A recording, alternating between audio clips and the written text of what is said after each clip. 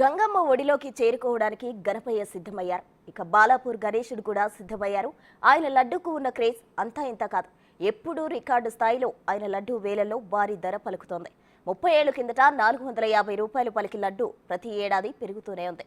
గతేడాది 27 లక్షలు పలికింది. బాలాపూర్ విఘ్నేశుడి లడ్డూను దక్కించుకోవడానికి చాలా మంది పోటీ పడుతుంటారు. ఈ లడ్డూ ఎంతో మహత్యం కలిగినదిగా భావిస్తారు. ఈ లడ్డూను దక్కించుకోవడం కోసం అదృష్టంగా భావిస్తారు.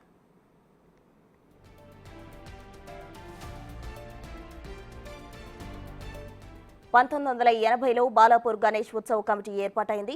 1994 నుంచి బాలాపూర్ లడ్డూ వేలం పాట ప్రారంభమైంది. ఆ ఏడాది వేలంలో 450 బాలాపూర్ గణపతి లడ్డూను కొలను మోహన్ రెడ్డి కైవసం చేసుకున్నాడు. ఆ తర్వాత ఆయనకు బాగా కలిసి వచ్చిందని చెబుతారు. అప్పటి నుంచి వేలం ఆనవాయితీ కొనసాగుతూ వస్తుంది. తొలి వేలంలో లడ్డూ దక్కించుకున్న కొలను మోహన్ రెడ్డి తర్వాతి ఏడాది కూడా 4500కు లడ్డూను వేలంలో సొంతం చేసుకున్నారు. ఇలా ప్రతి ఏడాది వేలంలో బాలాపూర్ గణనాథుని లడ్డూ ప్రసాదం ధర పెరుగుతూనే ఉంది.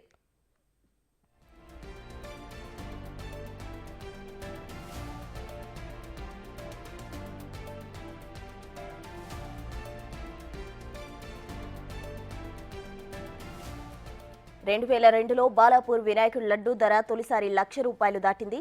అయితే కరోనా కారణంగా 2020లో బాలాపూర్ గణేష్ ఉత్సవ కమిటీ లడ్డూ వేలాన్ని రద్దు చేసింది. గతేడాది వేలంలో బాలాపూర్ గణనాథుడి లడ్డూ ప్రసాదం 27 లక్షలు పలుకగా ఈ ఏడాది 30 లక్షలు దాటొచ్చని భావిస్తున్నారు.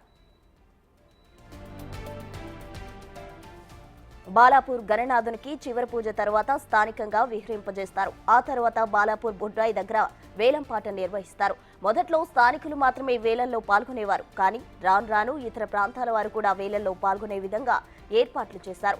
లడ్డూ వేలంలో వచ్చే సొమ్మును అభివృద్ధి కార్యక్రమాలకు ఉపయోగిస్తారు.